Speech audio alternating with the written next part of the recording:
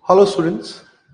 So today we are going to do this as a small demo session for our upcoming batch where we are going to cover the terminologies in Indian economy, and we have named it Indian Economy Terminator. So through this Terminator program, we will try to save you from the termination that happens in examination because we suddenly come across a random information. For example, last year there was a question on beta, and we have covered that term in the demo itself as well. So in this program, we will cover a lot of terminologies covering both the current affairs as well as the static topics. Okay, and in demo, I will give you a glimpse of all kind of topics as well. Now, there are a lot of terminologies which are very difficult to remember and which are so widely spread across different topics that it is very difficult to revise them from one source. So this program is created specifically for that need. Now, in this program, there will be 4 sessions roughly of 2.5 hours each. And in each of program, we'll try to cover about 50 to 60 terms. And there can be additional terms in your notes as well. Okay. So how we are going to cover those terms, what would be our material, how the procedure would be, let us do that. So the first term here is the World Poverty Clock.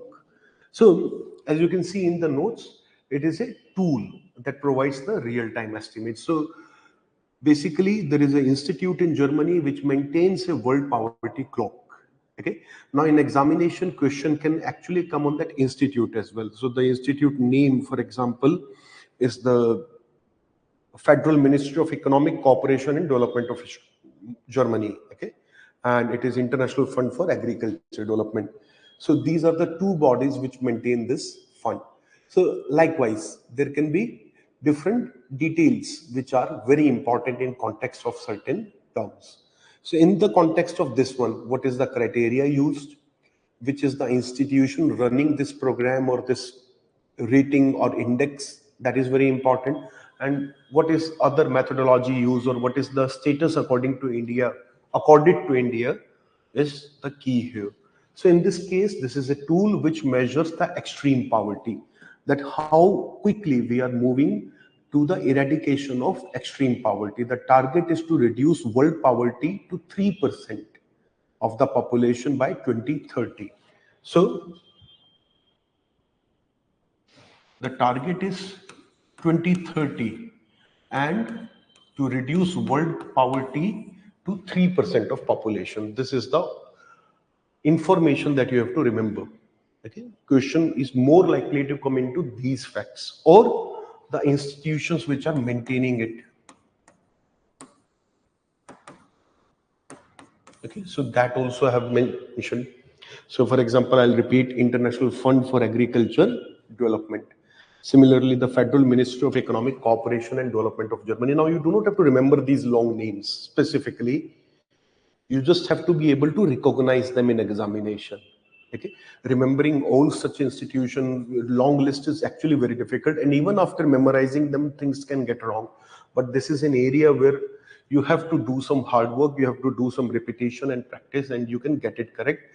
And you do not have to by heart them to reproduce them. You do not have to reproduce. You should just be able to recognize them by looking at them. Okay, so that is the idea behind that.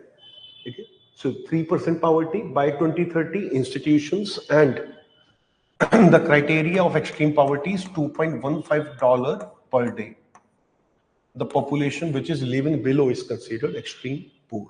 So these are all the core ideas that you need to remember about World Poverty Clock. Now, what was the context? The context is India has already achieved this target, and very recently India surpassed this target. Means now less than 3% of India's population is below the poverty line, and hence India is actually one of the better performing economy on this parameter. And what is the impact? Of course, it shows that India is able to alleviate poverty. It vindicates the stance given by IMF, the World Bank, which are also saying something similar. And it almost settles the poverty detail once again. Okay. And it also talks about the success of our programs. And similarly, the speed with which we are moving to the SDG, because this is ultimately the SDG target. So these are certain things you need to remember. So you know the term, that is fine, but what are all the aspects you need to know about the term is also very important, which I've tried to cover here. So this, there are 5 details which I would like to remember of this term, about this term. Okay. Similarly, there are some related term. For example, what is extreme poverty line? So that is $2.15 per day used by the World Bank. Then sustainable development goals. There can be a lot of questions independently on these. There can be questions on multidimensional poverty index, which is another term that is important. So when we do the complete program on terminology, in that we cover the additional terms as well. Right now, we have just covered these as a suggestion, that while this is covered in this particular video, in the program we will be covering all the terms related to it as well. So once you have covered the program, you will be through with most of the terminologies. Let's move to the next term now.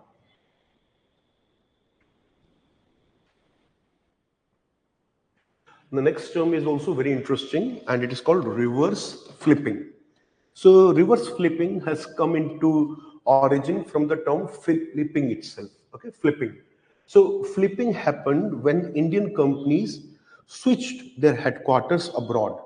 For example, companies like Flipkart, and there were many more actually, which established their headquarters in other countries, like Flipkart did it in Singapore, and other companies did Mauritius and some other countries like Dubai or UAE, etc. So number of Indian companies, particularly startups, set up their headquarters abroad in order to escape some of the excessive taxes that were there in India. For example, corporate tax in India was about 34 to 35%, in between of that. Official rate is 30%. But once you account in the surcharge, the cess, and the number of additional things that are there, the overall burden is slightly above 34, between 34 and 35. Now the rate has been reduced to 22%. Again, the effective burden is around 25, but still it is a definite decrease of 10%. So there was a very high corporate tax rate in India, around 35% before 2019, which was also one of the reasons there was flipping. I've not yet started on the reverse flipping yet. Okay, I'm just talking about the basic flipping first of all. So the phenomena was Indian companies were setting their offices abroad. Now reverse flipping you can very easily make out is the reverse of that. Indian companies shifting their offices back to India. Or in some cases, even the foreign companies setting up their offices or headquarters in India. Headquarters generally they are not, but they are setting major offices in India, regional centers. And they are also trying to list into Indian stock market with the establishment of our GIFT IFSC. So number of initiatives are there because of which ultimately this is happening. So what is the context of reverse flipping? You need to remember what steps India has taken to prevent this flight of capital. Those are important in this context. You need to know the phenomena that this is about shifting of Indian companies back to India from their foreign centers. And it was in news because companies like Pine Labs, Zepto, Meesho, for example, you might have heard of some of the names, are moving their headquarters back to India, okay, which is a very significant steps because earlier they were leaving India, now they are coming back to India. So we should welcome this trend, and this is a good positive development for India. And these companies are also listing on Indian stock exchanges now. So what does it reflect? If we go into the analysis part, it reflects that our economy is booming. Indian economy is more attractive than most of the other economies. Okay, we are doing well. Our startup ecosystem is booming. It shows a positive reflection on the Indian economy. Then India is rising the ladder in the startup system and also the financial technology system, financial systems. So those are some of the indications. Now, what future impact can be there? It will encourage more. This will have a spiraling effect on the other companies. This will encourage those companies also to shift back to India, and even some foreign companies to set up their major centers in India or even their headquarters in India. The related term to reverse flipping can be, for example, flipping itself, or for example, IPO. Okay, Or for example, angel investments, for example, angel tax. There can be number of things. For example, we scrapped the angel tax. That has also benefited us in this manner. Similarly, we made a lot of effort under the Made in India, Atmanirbhar Bharat. We started giving subsidies under number of initiatives. Okay, so for example, PLI scheme is very famous. So number of initiatives we have taken, because of which ultimately reverse flipping is also happening. So this is all about it. Okay, so there are certain things that you need to remember. What is the term? What is the context? In this case, there are no institution, there is no parameter, rankings, etc. So you do not have to remember that much about it. So that's all. Let's move to the next.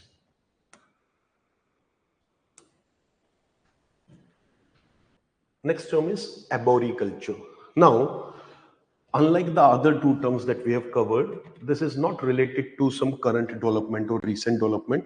This is a very fairly standard term which has been in news in general time to time due to some of the government policies or government declarations. Otherwise, there is nothing very special about it which makes it important. So in general, you can consider it to be one of those 15 terms that is there in the list of the different cultures in India. So there are number of cultures, not only in India, in world over, in fact. So for example, pisciculture, for example, in this we have mentioned vermiculture, aviculture, okay, sericulture. So there are so many different cultures. So among them, arboriculture is also one of the entry. And you need to remember all these entries. Now, if we talk about the term, we just need to remember the meaning and what it is related to and some of the impact. So arboriculture is basically the study of the trees, shrubs, ornamental and decorative trees, plants, vines, vines, okay, bales. So those kind of plants, trees, etc., which are used for decorative purposes. People use them for their houses, offices use them for landscaping, government use them for landscaping in public projects. Okay, so in those areas, how that landscaping is not just for the beauty purpose, but also to reduce the noise, to absorb the pollution, to improve the temperature conditions, to give people certain areas to sit under shade, and it can in general also give a lot of other benefits. So it is not just for the beauty. There are a lot of extra practical aspects to the arboriculture. So that is the context to arboriculture. So now Indian government has given a lot of boost to arboriculture under the new horticulture mission. So that was the context, but this is relatively an older news, around 2015 that was there. But in general, question can always be asked on any of the cultures. So you need to remember all those different cultures. And when we do all the terminologies in the batch, we cover all of these. Okay, so you need to remember the environmental dimension. You need to remember that it is about decorative trees, bush, okay, in the urban, semi-urban settings. And then there can be certain other terms related to it. For example, there is a term called amenity trees. Okay, for example, there is a term called Miyawaki forest, which is a German concept. So there are many such terms which are related to it, and it can be very useful in preventing the development of urban heat islands. So in all these contexts, UPSC can ask you that which of the following is useful to combat the problem of urban heat island. In that, they can ask you this. Okay, which can help you in combating the carbon footprints or environmental degradation. In that also, it can be very helpful. Which can improve landscaping. In that context also, it is helpful. But it is a broader part of the horticulture. Okay, it is part of the horticulture. It is a sub branch. In that context also, they can ask you. So I've given you 4 or 5 directions in which they can take you in the question. Definition, the meaning itself, or what it is related to. So I hope you have been able to understand this term and also understand how different questions are possible on it. Similarly, when we do other terms, we will discuss vermiculture, aviculture, agroforestry, all of them. Now let's move to the next term. The next term, which was in news 2 years ago. but UPSC can always ask you much later as well. Okay, it doesn't necessarily ask the term same year, and it has been consistently in news as well. The term is friend shoring. Now, of course, this is a combination of friend plus offshoring, and this was in news because one of the American diplomat used this term in order to extend the trading relationships with India, the investment relationships with India. So, what is this friend shoring concept? That offshoring, outsourcing, these are all very common phenomena. No company can avoid them or escape these. In order to be competitive, in order to cut costs, they have to set up their manufacturing abroad or have to give contracts. So why not give those contracts to politically more stable countries and friendly countries with which you have better diplomatic relations?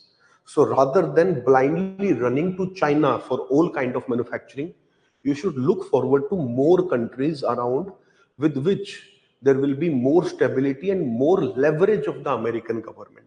Okay. On China, the US leverage is very poor. So something wrong happens with a company, the American diplomats can do very little in context of China. But for example, in case of Poland, they can do a lot of things because with Poland, America has much better leverage. So America is promoting that American companies should invest more in Poland, should invest more in Thailand, should invest more in Philippines, India. India is also one of those countries under friendshoring. And similarly, Vietnam is also one of the key beneficiaries of that. And what is the context to all of that? Why they are talking about friendshoring? Because of the COVID, the global trading system, the global supply chain broke down. China was the most important supplier, and when China put Wuhan under lockdown, and for a long time, Chinese ports, ships were not accessible or were not easily available throughout the world, it almost broke the global supply chain. And that gave a very tough lesson to everyone else that first of all, do not be completely dependent on China. Secondly, not just for your bilateral purposes, but even the global supply chain should not depend on China. So your manufacturing system should be set up in multiple corners of the world, so that one corner get into problem, one region get into problem, the supplies from other regions can continue to come. For example, let us say we talk about a car company. Let us say we're talking about Honda. Now, Honda can completely manufacture out of one location in China or one location in USA. But let us say because of some major event, let us say very big hurricane is there around their location in USA. And because of that, the location at which their manufacturing was is not able to export to other regions in the world for 1 month because the hurricane broke down the local port. So unfortunate events can always happen. Now, in that case, if Japan would instead had, or this company Honda would instead had their manufacturing centers at least 4 or 5 places in the world, and not just in USA. For example, if they also had one in Poland in Europe, they had one in India, they had one in, let us say, Nigeria or somewhere in Botswana in Africa. Similarly, one in Latin America. Then to all those regions, they could supply from the local center. So global supply should not be centered at one place. That is one of the core lesson people learned or the countries learned after the COVID crisis, and also the later on the Russia-Ukraine war and number of other issues that have emerged since. So that has emerged, or that has led to emergence of a concept called friendshoring. Okay, so that was the context to it. You understand the meaning, what is offshoring, you know, and the offshoring that you are doing should happen with a specific set of countries with which you have good relations. So that is the entire concept of friendshoring. So there are two major dimensions. First of all, you do not want to depend on one location or two locations. Secondly, you do not want to give too much investment to hostile countries or non-supportive countries. These are the two major concepts behind friendshoring. Now, there are more related terms that you need to be aware of. For example, offshoring itself you should know. Outsourcing you should need to know. BPO, KPO, contract manufacturing, onshoring. All these terms are important. And what is the difference between different terms? So we'll cover all of those. For example, let me give you a small glimpse here. For example, when we talk about offshoring, we are talking about a company setting up its own manufacturing unit abroad. That is offshoring. Okay, going across its own shores means crossing the sea to some other location, but the same company is going. So when a company sets up manufacturing abroad, that is offshoring. Whereas outsourcing is when the company itself is not setting up factory abroad or workshop abroad. The company is just giving a contract to a foreign companies to supply certain cars in their requirement, or they do not give them order for complete car, they give them order for car parts. So you give away some of your manufacturing task to some of the other countries abroad, and you give them very specific design, you give them all the details, and they manufacture according to your instruction and material. And that is outsourcing, and also known as contract manufacturing. Outsourcing, contract manufacturing are very much related. Contract manufacturing is a type of outsourcing. In fact, BPO is also a type of outsourcing. So BPO, KPO, contract manufacturing, all three are different types of outsourcing. So that also you need to be aware of, and we'll cover these in the other terms. Okay. So in the full program, when we will discuss, we'll discuss all the terms, related terms as well. And when you understand all the rainbow of the terms, when you understand not just one term, but all the related terms as well, your conceptual clarity will improve and your retention will also be much better. I hope for now this term is clear and you have been able to understand both the context and also the different dimension from which question can come. Question can, by the way, also come in the area that what are the benefits of friendshoring or what are the dangers of friendshoring. Okay, so benefits of friendshoring, for example, it can make global supply chain more resilient.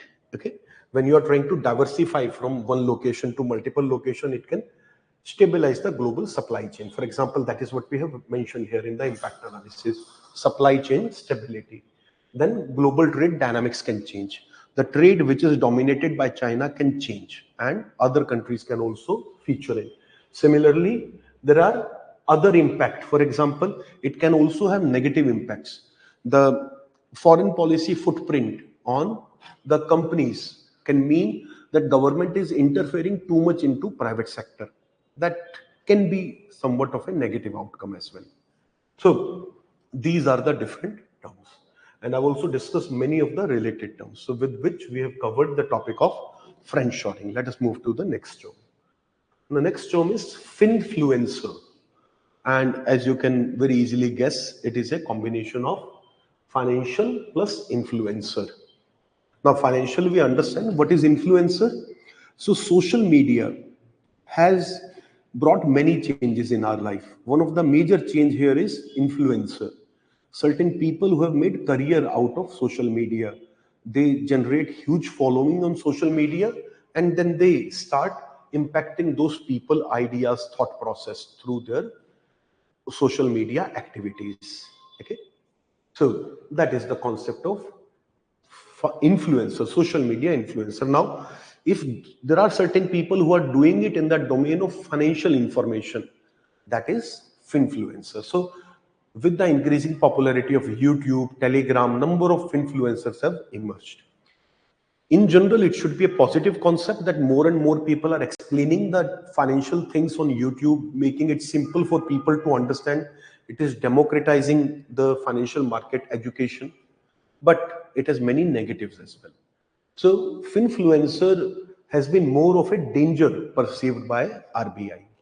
And RBI and SEBI, in fact, both have become strict regarding to finfluencer.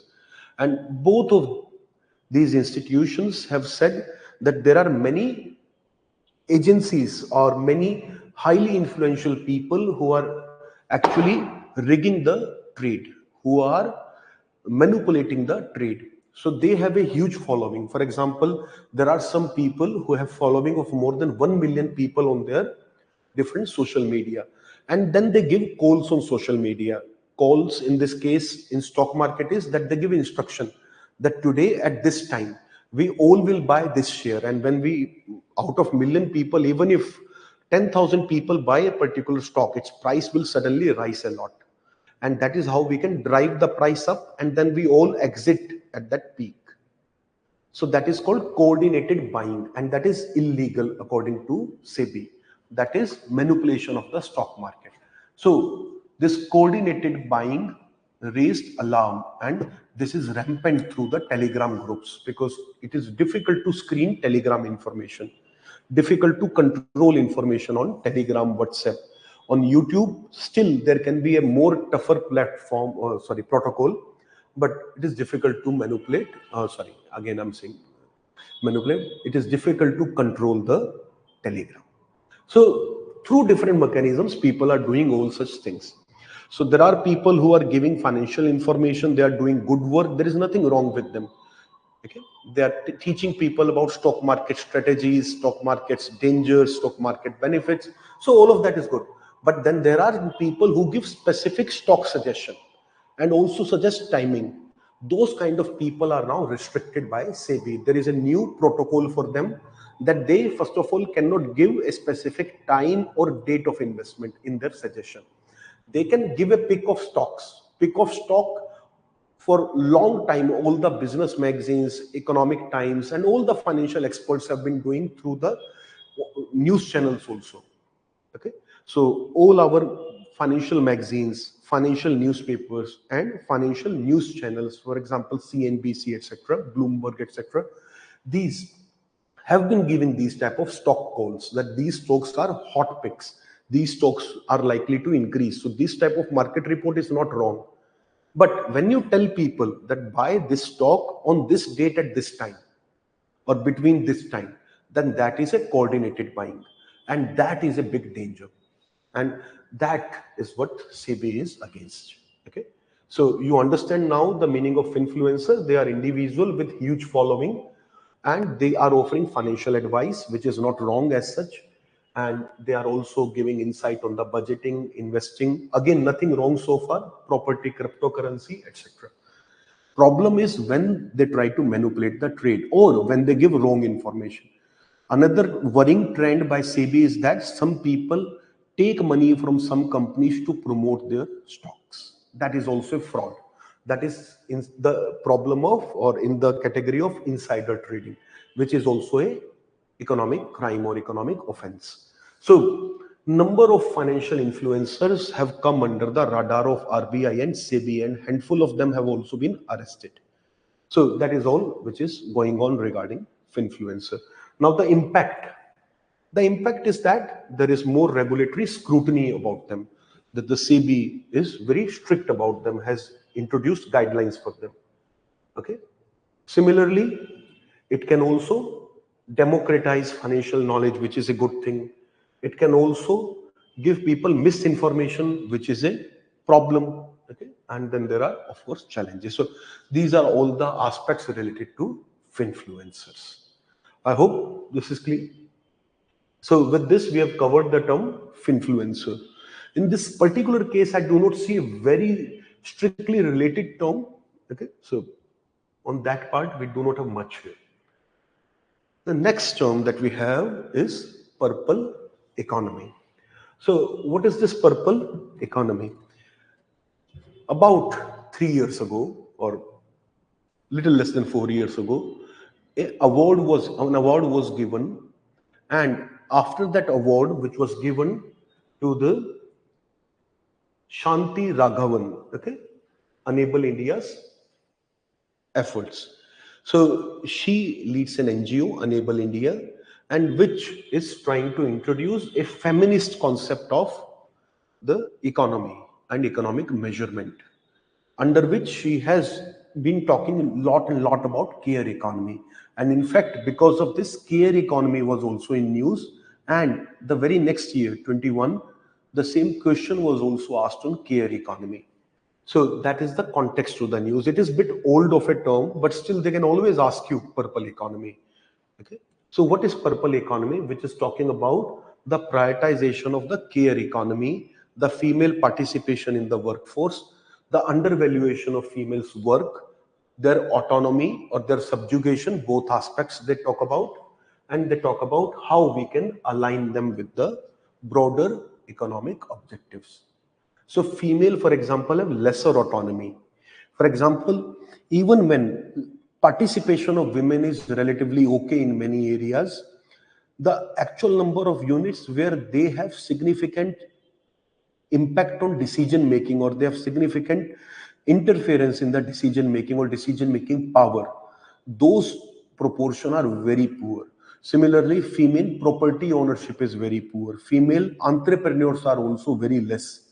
So given all of these challenges, we need to work more and more towards achieving certain ideals. And then there is undervaluation of women's work, because they do a lot of work which is undervalued or which is not even valued at all. A lot of things they do for their family members, they do sacrifice a lot for their family members. So all of that is also there. So when we talk about the contribution of women in economic sense, we should be able to see the true picture of their contribution and not just see them as a small part of the workforce. So that is also one of the concept under care economy. So this circle economy is very much related to care economy. So of course, it is one of the major ideals now under the inclusivity or inclusiveness. Women empowerment, rural empowerment, all these concepts are relatively important. And then it is also talking about certain economic reforms which can promote the purple economy.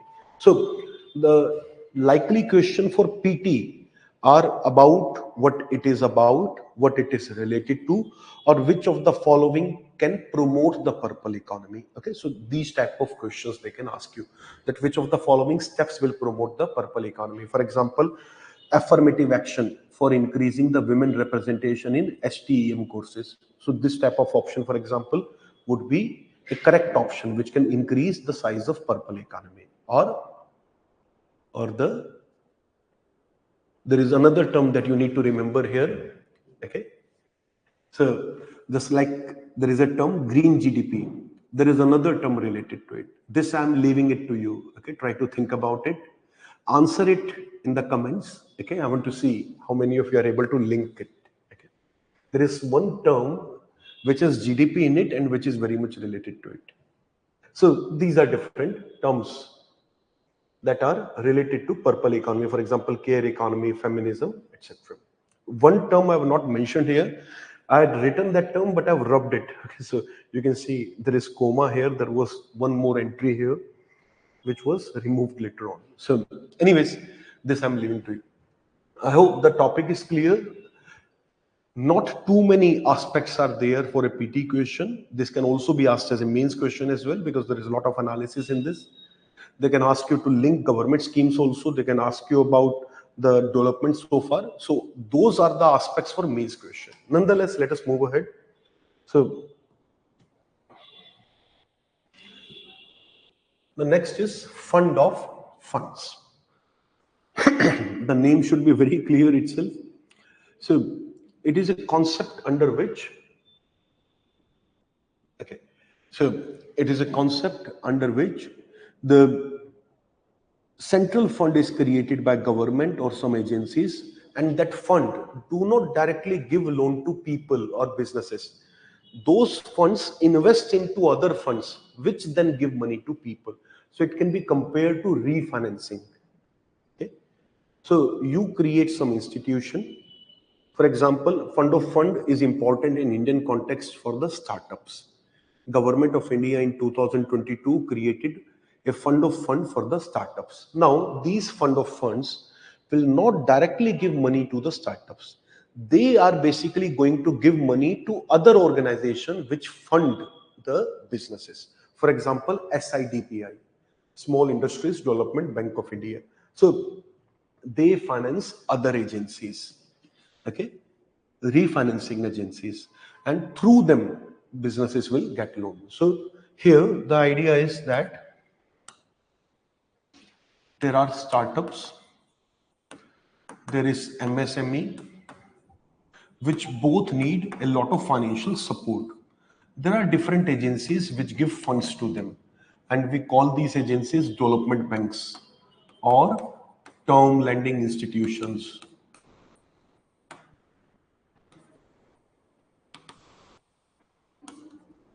Or there are some institutions called all India institutions. Okay, So likewise, there are multiple type of institutions which give loan to startups, which give funds to startups, MSME. Now, who is going to give money to these type of institutions? For example, let us say NABARD. Now, NABARD is there. For example, SIDBI is there. For example, EXIM is there. Okay. For example, IL and FS is there. So there are so many agencies here. Now, who will fund those agencies? These agencies also need money because they will ultimately give it to the startups and MSME. Of course, that money will be either in the form of equity and mostly in the form of debt. Okay. So they basically give debt financing in most cases to the startups or MSME. But they also need a lot of funds. So a mother fund was created for them.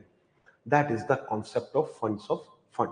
So it is a financial strategy where a mutual fund scheme invests in other mutual fund scheme. So I've used the general idea to simplify it. So there is a mutual fund of mutual fund.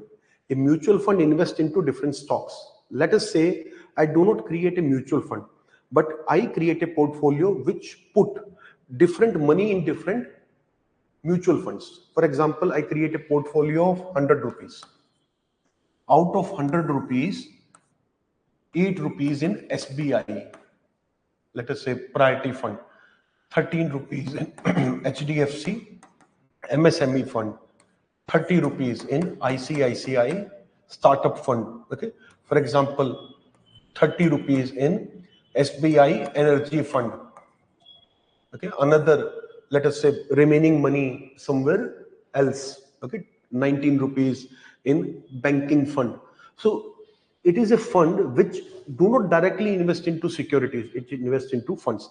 That is also a fund of funds. So fund of fund is not just a scheme of government, it is a much broader topic. So where you do not directly put your money into the actual securities or into the end user, you give your money to someone who then put their money in different hands. So when you are financing indirectly or when you are buying indirectly through a screening process, that is the fund of funds. So I hope that is clear. So it is a government scheme which has been in news recently. There was a review report also, so that is why it is very important.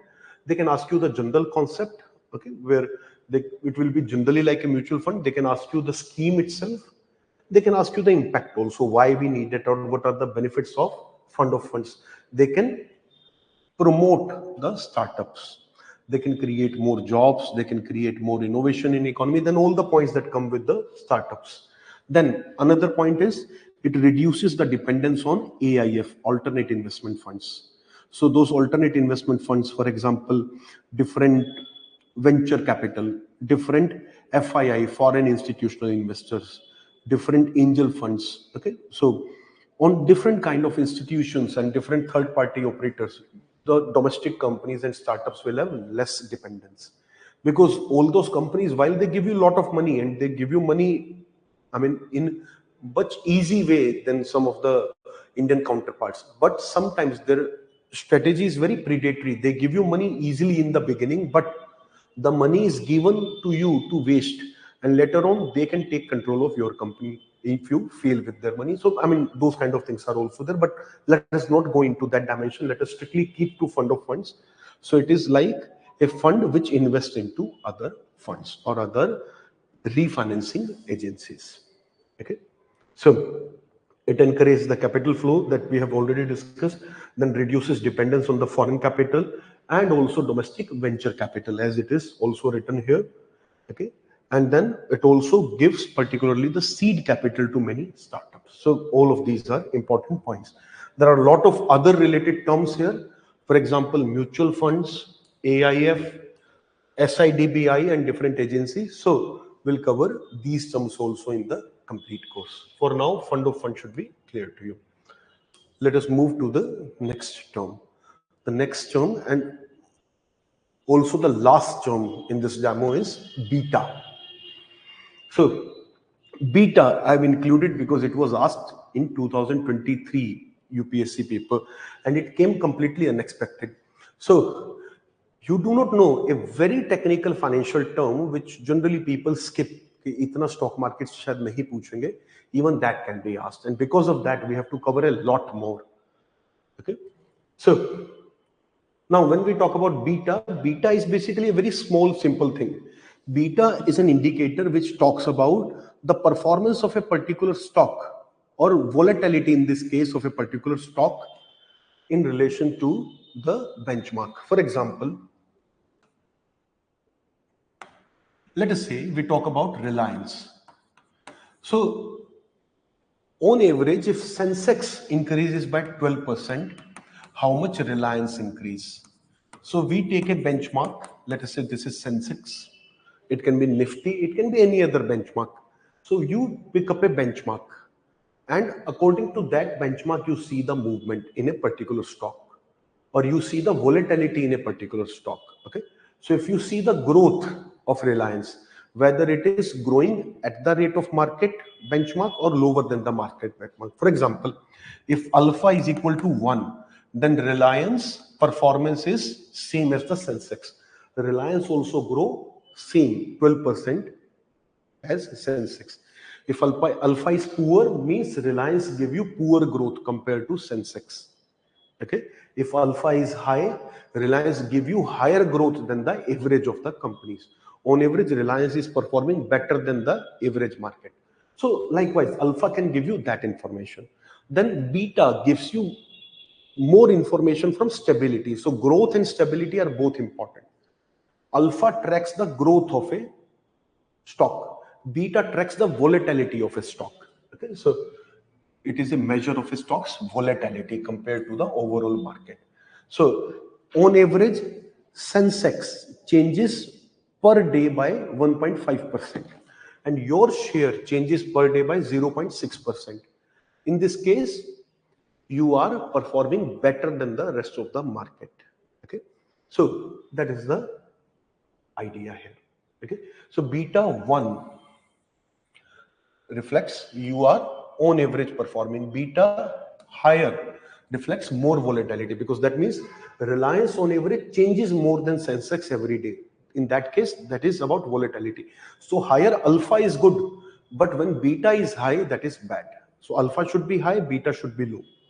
Okay, and below 1 implies lower volatility, which is good. So beta should be low, and its impact, so it is a financial indicator which helps the financial analyst and economists to analyze the market. Okay, and similarly it can help people in creating their investment strategies, and so it is more of use to those people.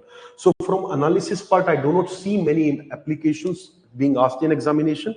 Just the definition, what it is about, what is the standard measurement, higher is good or lower is good, those are the important things here. So beta has already been asked, but there are so many other indicators. Okay, for example, in the related terms, we have mentioned alpha here. Okay, so whether you have return which is access to the benchmark or lower than the benchmark, then there is volatility. Okay, so there are a number of terms here, by the way. Okay, and we will see them in the course. About 25 terms I have listed from stock market. Okay, so I hope the term beta is clear, and we have also understood which context is important for examination. Generally, no significance for mains for such a topic. And now, just to give you a glimpse, what different types of terms are covered in our course. So for example, from monetary policy, we have covered terms like PCA list, incremental CRR, variable repo rate. Okay, all these type of terms we will cover. DSIB, CRA, or tier 1 capital. So you can see how many of these terms you know very clearly. Okay, and that will give you an idea whether you need this course or not. If you know all of this, then great, you're doing very well. Perhaps you can do even without this course. But if you see a lot of gap between your current understanding, current knowledge, and these, then of course you need to look at this. Okay, and of course you have seen the other terms being explained, so you can also understand how these are going to be covered and whether it is going to be useful to you or not. So with this, I'm winding up this demo session, and I hope this has been helpful for you and it has given you ideas. Thank you. We'll meet in the classes. Best of luck.